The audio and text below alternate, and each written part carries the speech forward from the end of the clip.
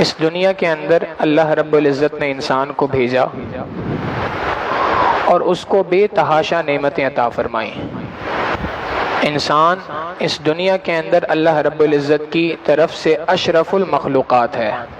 تمام مخلوقات پر اللہ تعالیٰ نے اس کو فضیلت عطا فرمائی، اور فضیلت عطا فرمانے کے ساتھ بے تحاشا نعمتیں اسے عطا فرمائیں۔ چنانچہ انسان اللہ رب العزت کا ہر گھڑی ہر آن محتاج ہے۔ ہر بندہ ہر وقت پر اللہ رب العزت کی ذات کا محتاج ہے، اور اللہ رب العزت کی ذات غنی ہے۔ اللہ تعالیٰ نے انسان کو جو نعمتیں عطا کی ہیں ان کو اگر کوئی شخص چاہے کہ میں گن سکوں تو حقیقت یہ ہے کہ کبھی نہیں گن سکتا۔ وَإِن تَعُدُّوا نِعْمَةَ اللَّهِ لَا تُحْصُوهَا، تم اگر اللہ کی نعمتوں کو گننا بھی چاہو تم اللہ کی نعمتوں کو گن نہیں سکتے، مگر ان نعمتوں میں ایک نعمت ایسی ہے کہ جو ان تمام نعمتوں کے مقابلے میں سب سے زیادہ اہم ہے۔ اللہ تعالیٰ کی تمام نعمتوں کو ایک پلڑے میں رکھ دیا جائے اور اس نعمت کو دوسرے پلڑے میں رکھ دیا جائے تو حقیقت یہی ہے کہ یہ نعمت کا پلڑا بھاری ہو جائے گا، دیگر تمام نعمتیں اس کے مقابلے میں ہلکی محسوس ہوں گی۔ اور وہ نعمت ہے نعمت ایمان۔ اللہ رب العزت نے ہمیں جو ایمان کی نعمت عطا فرمائی ہے، یہ نعمت اتنی بڑی اتنی قیمتی چیز ہے کہ اس کی اہمیت کا اندازہ ہمیں شاید نہیں ہے۔ اس کی اہمیت کا اندازہ اس دن ہوگا جس دن ہم جنت کے اندر داخل ہوں گے۔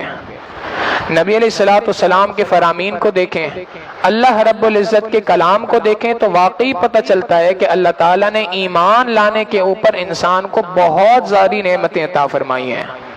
من جملہ ان تمام نعمتوں کو اللہ رب العزت نے یہ ارشاد فرمایا کہ ایمان والا بندہ وہ ہوتا ہے الذین یؤمنون بالغیب، اللہ رب العزت کو بن دیکھے مانتا ہے۔ ہم نے اور آپ نے اللہ تعالیٰ کو اپنا معبود حقیقی مانا۔ ہم نے اس بات کا اقرار کیا کہ اے اللہ، آپ کے سوا کوئی معبود نہیں جس کے سامنے ہم اپنی پیشانیوں کو ٹیک سکیں۔ آپ کے سوا ہمارا کوئی دوسرا معبود نہیں، آپ کے سوا ہمارا کوئی مشکل کشا نہیں، آپ کے سوا ہمارا کوئی حاجت روا نہیں۔ اللہ ہی کی ذات ہے جس سے ہم مانگتے ہیں، اللہ ہی کی ذات ہے جس پہ بغیر دیکھے ہم ایمان رکھتے ہیں۔ اس ساری کی ساری کائنات کا نظام چلانے والی وہ اکیلی ذات ہے۔ اس کی تفصیلات اللہ رب العزت نے اپنا تعارف قرآن کریم میں مختلف جگہوں پر ارشاد فرمایا، کہیں آیت الکرسی کے ذریعے سے، کہیں سورہ حشر کے آخری رکوع میں هو اللہ الذی لا الہ الا ہوا کہہ کے مختلف جگہوں پہ اللہ رب العزت نے اپنا تعارف کروایا۔ مگر حقیقت یہ ہے کہ جو ہم نے اللہ کو بن دیکھے مانا ہے، اس بن دیکھے ماننے پر اللہ تعالیٰ نے ہمارے ایمان کی بہت بڑی قیمت لگائی ہے جس کا آج ہمیں اندازہ نہیں ہے۔ ایک واقعہ اس سے پہلے درس قرآن میں بھی سنایا تھا۔ مسلمانوں کا ایک بادشاہ تھا، اس کا نام تھا ہارون رشید، اور اسی کے زمانے کا ایک آدمی تھا، بظاہر دیکھنے میں ایسا محسوس ہوتا تھا کہ شاید کوئی دیوانہ ہے، مگر واقعی اللہ کے ولی تھے۔ ان کا نام تھا بہلول۔ ان کا ایک واقعہ ایک درس کے اندر بھی سنایا تھا، یہ واقعہ اس سے مختلف ہے۔ واقعہ یہ ہے کہ بادشاہ سلامت ایک مرتبہ ہارون رشید اپنی اہلیہ زبیدہ کے ساتھ سفر کر رہا تھا، دریا کے کنارے واک کر رہا تھا ہوا خوری کے لیے۔ تو اس نے دیکھا کہ ایک جگہ پہ بہلول صاحب بیٹھے ہیں اور مٹی کے گھر بنا رہے ہیں۔ جب مٹی کے گھر بناتے ہوئے دیکھا تو یہ گیا وہاں پر، اس نے سلام کیا، السلام علیکم۔ وعلیکم السلام۔ بہلول کیا کر رہے ہو؟ مٹی کے گھر بنا رہا ہوں۔ کیوں بنا رہے ہو؟ بادشاہ سلامت دعا کروں گا جو کوئی اس گھر کو خریدے گا اللہ رب العزت اس کے بدلے جنت میں اس کو ایک گھر عطا کر دے۔ بادشاہ نے پوچھا بہلول قیمت کیا ہے؟ بادشاہ سلامت 1 دینار۔ بادشاہ نے سنا، ہنسا اور آگے چلا گیا کہ واقعی اس وقت میں یہ کسی اور دنیا کے اندر گھوم رہا ہے۔ پیچھے سے اس کی بیوی زبیدہ بھی آئی، اس نے بھی یہی سوال کیا کہ بہلول کیا کر رہے ہو؟ اس نے وہی جواب دیا کہ مٹی کا گھر بنا رہا ہوں، جو کوئی اس کو خریدے گا دعا کروں گا اللہ اس کے بدلے جنت میں ایک محل عطا فرمائے۔ کیا قیمت ہے؟ 1 دینار۔ زبیدہ نے 1 دینار نکالا، بہلول نے وہ اپنے جو مٹی کے گھر بنائے تھے ان میں سے ایک گھر ایک طرف رکھا اور ہاتھ اٹھا دیے۔ یہ بھی آگے چلے گئی۔ رات کو بادشاہ جب اپنے بستر پر سویا تو خواب میں دیکھتا ہے کہ جنت کے اندر ہوں اور جنت کے درمیان میں ایک بہت ہی خوبصورت سفید موتی کا، بے جوڑ موتی کا ایک محل ہے جس کے اوپر بڑے بڑے حروف میں زبیدہ کا نام لکھا ہوا ہے۔ اب جب اس نے دیکھا تو خوش ہوا کہ میری بیوی کا مکان ہے، اندر داخل ہونا چاہا۔ فرشتوں نے روک دیا، جناب آپ اندر نہیں جا سکتے۔ اس نے کہا جی یہ میری بیوی کا گھر ہے، میں کیوں نہیں جا سکتا؟ اس نے آگے سے فرشتے نے کہا کہ جناب بات دراصل یہ ہے کہ یہاں کی دنیا کا قانون کچھ اور ہے، آپ کی دنیا کا قانون کچھ اور ہے۔ یہاں کا قانون یہ ہے کہ جو شخص جس کا نام اوپر لکھا ہوگا وہی اندر جا سکتا ہے، اس کے علاوہ کوئی دوسرا نہیں جا سکتا۔ ابھی یہ بحث چل رہی تھی فرشتے سے کہ بادشاہ کی آنکھ کھل گئی۔ اب جب آنکھ کھلی تو اس کو بڑا پچھتاوا ہوا۔ ایک تو یہ کہ میں بھی ایک گھر خرید لیتا تو میری بھی جنت کے اندر ایک محل ہوتا، دوسرا افسوس یہ تھا کہ بیوی مجھ سے آگے نکل گئی۔ ان دو باتوں پہ افسوس کرتے کرتے وہ اپنے محل کے اندر پہنچا، اپنے بادشاہی جو امور تھے ان کو انجام دے رہا تھا، دل وہیں اٹکا ہوا تھا کہ کاش کہ آج بھی بہلول اسی طرح سے بیٹھا ہو تو میں اس کے پاس جاؤں گا اور اس سے آج ایک گھر خرید لوں گا۔ سارا دن اس کا دل وہیں اٹکا رہا، دعائیں کرتا رہا۔ شام ہوئی تو سارے کام چھوڑ کے یہ دوبارہ نکلا دریا کے کنارے۔ جب وہاں پر پہنچا تو دیکھا کہ بہلول اسی طریقے سے بیٹھا مٹی کے گھر بنا رہا ہے۔ بہت خوشی ہوئی۔ السلام علیکم۔ وعلیکم السلام۔ کیا حال ہے بہلول؟ بادشاہ سلامت، ٹھیک ہوں۔ کیا کر رہے ہو؟ بادشاہ سلامت، مٹی کے گھر بنا رہا ہوں۔ کیا کرو گے؟ جو اس کو خریدے گا دعا کروں گا اللہ اس ایک گھر کے بدلے میں جنت میں اس کو گھر عطا کر دے۔ اب بادشاہ کی جان میں جان آئی۔ بہلول کیا قیمت ہے؟ بادشاہ سلامت، پوری دنیا کی بادشاہت۔ بہلول کل قیمت تھی 1 دینار، آج قیمت اتنی بڑھ گئی ہے کہ وہ قیمت میں خود ادا نہیں کر سکتا، یہ کیا بات ہوئی؟ بہلول نے آگے سے کہا بادشاہ سلامت، کل کا سودا جو تھا وہ بن دیکھے کا سودا تھا، آج کا سودا دیکھنے کے بعد کا سودا ہے۔ دیکھنے کے بعد کی قیمت کچھ اور ہے، دیکھنے سے پہلے کی قیمت کچھ اور ہے۔ اللہ رب العزت پر ہم نے بھی بن دیکھے ایمان لائے ہیں، اللہ نے اس کی قیمت ایک لگائی ہے جس کی آج ہمیں اہمیت کا اندازہ نہیں ہے کہ اللہ رب العزت نے اس کی کیا قیمت لگائی ہے۔ مگر حقیقت یہ ہے کہ شاید ہم اس ایمان کی اتنی اہمیت کو نہیں جانتے، اس کے مقابلے میں باطل کافر اس کی اہمیت کو بہت اچھی طرح جانتا ہے۔ چنانچہ آج کے اس دور کے اندر باطل کی پوری محنت اسی بات پہ ہو رہی ہے کہ ایمان والوں سے ان کے ایمان کو کسی طریقے سے چھین لیا جائے۔ آج پوری دنیا کے اندر کافروں کی محنت صرف اسی بات پہ ہو رہی ہے ان ایمان والوں سے ان کے ایمان کو چھین لیا جائے۔ یاد رکھیں دنیا کے اندر ہمارے پاس اگر سب سے قیمتی چیز ہے تو وہ ایمان ہے۔ دنیا کی ہر چیز ہم لٹانے کے لیے اس پہ تیار ہیں، اپنے ایمان پر سودا کرنے کے لیے تیار نہیں ہیں۔ اس ایمان کی اہمیت کو سمجھنے کی ضرورت ہے۔ حدیث مبارکہ میں آتا ہے نبی علیہ الصلوۃ والسلام فرماتے ہیں کہ ایمان اتنی زیادہ قیمتی چیز ہے مگر آخری زمانے کے اندر ایمان والوں کے سینوں سے یہ بہت جلدی نکل جائے گا۔ حضرت عبداللہ ابن عباس رضی اللہ تعالیٰ عنہ نے یہ حدیث مبارکہ سنائی۔ جب یہ سنائی تو جو تابعین ان سے یہ حدیث سن رہے تھے انہوں نے کہا کہ اے اللہ کے محبوب صلی اللہ علیہ وسلم کے صحابی، آپ ذرا ہمیں سمجھائیے کہ یہ ایمان کس طریقے سے انسان کے دل سے نکل جائے گا۔ ہمیں سمجھ نہیں آ رہی ہے بات کہ اتنی اچانک سے نکل جائے گا کہ نبی علیہ الصلوۃ والسلام فرماتے ہیں کہ قرب قیامت کا جو وقت ہوگا اس وقت میں ایک شخص صبح کو اٹھے گا تو مومن ہوگا، شام کو اپنے بستر پہ جائے گا تو کافر ہوگا، ایمان اس کے سینے سے ایسے نکل جائے گا۔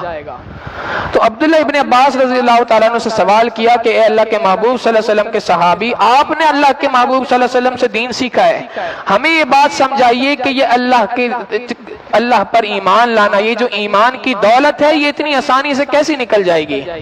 عبداللہ ابن عباس رضی اللہ تعالیٰ عنہ فرماتے ہیں کہ دیکھو جب بندہ کلمہ پڑھتا ہے تو اس کلمہ پڑھنے سے اس کے سینے میں ایمان یوں داخل ہو جاتا ہے۔ انہوں نے اپنے دونوں ہاتھوں کو یوں کر کے فرمایا جب انسان کلمہ پڑھتا ہے تو اس کے سینے میں ایمان یوں داخل ہو جاتا ہے۔ پھر فرمایا کہ انسان بعض اوقات اپنی زبان سے ایسا لفظ کہہ دیتا ہے، بعض اوقات اپنا عمل کوئی ایسا کرتا ہے، بعض اوقات کوئی اس کی نیت کوئی ایسی ہو جاتی ہے، ان تمام باتوں کی وجہ سے فرمایا کہ جتنی آسانی سے یہ دو انگلیاں آپس میں ایک دوسرے سے الگ ہو رہی ہیں، ایمان بھی اسی طریقے سے اس کے سینے سے نکل جایا کرتا ہے۔ اور واقعی بات یہی ہے کہ بعض اوقات ہم اپنی زبان سے ایسے الفاظ ادا کر دیتے ہیں جس سے ایمان کی دولت یوں چھن جایا کرتی ہے۔ بعض اوقات دل کے اندر ایسا خیال آ جاتا ہے کہ جس خیال کی وجہ سے ایمان کی دولت نکل جاتی ہے۔ زبان کے بارے میں اس سے پہلے درس قرآن میں بھی بات ذکر کی، کل رات معتکفین سے بھی اس بارے میں گفتگو ہو رہی تھی کہ بہت سارے کلمات ایسے ہیں جو ہماری زبان پر رائج ہیں کہ جن کے بارے میں علماء نے لکھا کہ یہ الفاظ انسان زبان سے نکالتا ہے فقد کفر، وہ انسان نے کلمات کفر ادا کر دیے۔ مثال کے طور پہ یہ بات بہت زیادہ مشہور ہے لوگوں کے درمیان، پوچھو کہ جی کہاں رہتے ہو؟ جی فلاں بستی کے اندر رہتا ہوں۔ کوئی دور دراز کا علاقہ اگر ذکر کرے، آگے والا اس بندہ کہتا ہے وہ وہاں پہ اللہ میاں کے پچھواڑے میں رہتے ہو۔ علماء نے لکھا ایسا لفظ کوئی شخص اپنی زبان سے نکالتا ہے فقد کفر، اس نے کفر اختیار کر لیا۔ ایک بندے کو کہا جاتا ہے بھئی یہ شریعت کا مسئلہ ہے، سامنے سے وہ کہتا ہے یار شریعت کی بات ایک طرف رکھو۔ علماء نے لکھا جو شخص یہ بات کہتا ہے کہ شریعت کی بات کو ایک طرف رکھو، اس نے کلمات کفر کو ادا کر دیا۔ ایک شخص سے بات کہی جاتی ہے تم نماز پڑھو، حج کرو، روزہ رکھو، کوئی عبادت کی بات کی جاتی ہے، وہ آگے سے کہتا ہے جی حج کے اندر کیا رکھا ہے، نماز کے اندر کیا رکھا ہے۔ یہ جو کلمات ہیں یہ بھی کلمات کفر میں سے ہیں۔ تو ان کلمات کو آج ہمارے درمیان عام کر دیا گیا ہے، اور ان کلمات کے کہنے سے انسان کتنی جلدی ایمان سے اس کے سینے سے نکل جاتا ہے۔ عبداللہ ابن عباس رضی اللہ تعالیٰ عنہ فرماتے ہیں جتنی آسانی سے یہ دو انگلیاں آپس میں ایک دوسرے سے جدا ہو رہی ہیں، انسان کا ایمان اسی طریقے سے غائب ہو جاتا ہے۔ کئی مرتبہ ایسا ہوتا ہے کہ انسان زبان سے الفاظ تو ایسے ادا نہیں کرتا مگر دل میں ایسی بات کا خیال آ جاتا ہے کہ جس کی وجہ سے ایمان کی توفیق اس سے چھین لی جاتی ہے۔ ایک بہت تفصیلی واقعہ ہے، میں صرف اس کا ایک چھوٹا سا ٹکڑا آپ کے سامنے ذکر کروں گا۔ ایک بہت بڑے اللہ والے تھے عبداللہ اندلوسی رحمت اللہ علیہ، اتنے بڑے شیخ تھے، لاکھوں احادیث کے حافظ، لاکھوں احادیث یاد تھی، شیخ طریقت تھے۔ کتابوں کے اندر لکھا ہے جب چلتے تھے تو ان کے ساتھ ہزاروں کی تعداد میں مریدین ساتھ چلا کرتے تھے۔ ایک مرتبہ ایک بستی کے پاس سے گزرے، عیسائیوں کی بستی تھی، دل کے اندر یہ خیال آیا کیسے ہی بے وقوف قسم کے لوگ ہیں، اللہ کو جو ہے وہ اللہ کو اکیلا ایک معبود نہیں مانتے بلکہ تین خداؤں پہ یقین رکھتے ہیں، ان کی عقل تو مت ہو گئی ہے۔ یہ بات دماغ کے دل کے اندر آئی، اللہ رب العزت کی جانب سے الہام ہوا میرے بندے جو تو ہدایت پر آج تک تھا تو کیا یہ تیرا کمال تھا؟ اگر تو آج تک ہدایت پر تھا تو کیا یہ کمال تیرا تھا یا ہمارا کمال تھا؟ اللہ رب العزت نے ایمان کی دولت کو خود فرماتے ہیں ایسا چھین لیا کہ اس کے بعد 3 سال تک سوروں کو اپنے عصا کے ذریعے سے چراتے رہے۔ بعد میں اپنی اس بات کے اوپر توبہ کی، اللہ سے معافی مانگی، اللہ رب العزت نے وہ نعمتیں بعد میں دوبارہ لوٹا دی۔ کئی مرتبہ انسان زبان سے کوئی فعل ادا کر، زبان سے کوئی قول ادا کر دیتا ہے، کئی مرتبہ اپنے اعضاء سے کوئی ایسا کام کر بیٹھتا ہے، اور کئی مرتبہ دل میں کوئی بات ایسی سوچ لیتا ہے جس کی وجہ سے ایمان کی نعمت اس سے چھین لی جاتی ہے۔ آج کے اس دور میں اس ایمان کو بچانا سب سے اہم چیز ہے۔ نبی علیہ الصلوۃ والسلام نے سے صحابہ نے پوچھا اے اللہ کے محبوب صلی اللہ علیہ وسلم جب اتنا ایمان خطرناک ہو جائے گا، ایمان کا بچانا اتنا مشکل کام ہو جائے گا، کتنا مشکل ہوگا؟ پہلے اس بات کو سمجھ لیں۔ نبی علیہ الصلوۃ والسلام نے فرمایا ایمان کا بچانا آخری وقت میں اتنا مشکل ہو جائے گا جتنا ایک جلتے ہوئے انگارے کو اپنے ہاتھ میں پکڑنا مشکل ہوتا ہے۔ ہم اور آپ اسی دور سے گزر رہے ہیں۔ تو صحابہ نے پوچھا کہ اے اللہ کے محبوب صلی اللہ علیہ وسلم پھر کون بچ سکتا ہے اس سے؟ نبی علیہ الصلوۃ والسلام نے فرمایا اصحاب الکہف آوان، یہ جو اصحاب کہف ہیں یہ ایمان والے ہوں گے، یہ ایمان سے بچ سکیں گے، ان کا ایمان بچ جائے گا جو اصحاب کہف ہوں گے۔ اب علماء نے اس کے اوپر خوب تحقیق کی کہ جی نبی علیہ الصلوۃ والسلام نے اصحاب کہف سے کیا مراد ہے، وہ کون سے افراد ہیں؟ یقیناً اصحاب کہف سے ایک مراد تو وہ غار والے افراد ہیں کہ جو ایک زمانے کے اندر غار میں چھپ گئے تھے، مگر علماء نے لکھا کہ یہاں پہ نبی علیہ الصلوۃ والسلام یہ بات ارشاد فرما رہے ہیں جیسے انہوں نے ایک پناہ گاہ کو پکڑا تھا، ایک شیلٹر کو پکڑا تھا، ایک ایسی جگہ پہ آ گئے تھے جہاں پہ دین محفوظ تھا۔ جو کوئی شخص بھی دین کے قلعوں کے اندر آج آ جائے گا، دین کے قلعوں میں اپنے آپ کو محفوظ کر لے گا، اس کا ایمان بچ سکے گا۔ جو کوئی شخص ان دین کے قلعوں سے دور ہٹے گا وہ اصحاب کہف میں سے نہیں ہو سکتا، اس کا ایمان پھر یوں چلا جائے گا۔ دین کے قلعے کون سے ہیں؟ علماء نے لکھا کہ 5 چیزیں ایسی ہیں جو دین کے قلعے ہیں، جس کی مناسبت جس کے ساتھ ہو، جس کو جس کے ساتھ رکھنا، جس کے ساتھ جوڑنا آسان لگتا ہو، 5 میں سے کسی ایک چیز کے ساتھ جڑ جائے۔ حقیقت یہ ہے کہ اس ایک مرتبہ جڑنے، کسی ایک کے ساتھ جڑنے کی برکت سے اللہ رب العزت ایسے شخص کے ایمان کی حفاظت فرما دیں گے۔ پہلی بات، مدارس عربیہ کے ساتھ انسان تعلق قائم کرے، یہ جو دینی مدارس ہیں ان کے ساتھ تعلق قائم کرے۔ نمبر 2، دعوت و تبلیغ کا کام، جہاں کہیں بھی ہو رہا ہے، جس صورت کے اندر بھی ہو رہا ہے، انسان اپنے آپ کو اس سے جوڑ لے تو اس کی برکت سے اللہ تعالیٰ ایمان کی حفاظت فرما دیتے ہیں۔ تیسری بات فرمائی، اللہ والوں کی خانقاہیں جہاں کہیں پہ بھی ہیں ان کے ساتھ انسان اپنے آپ کو جوڑ لے، نتھی کر لے، اللہ رب العزت اس کی برکت سے بھی ایمان کی حفاظت فرما دیتے ہیں۔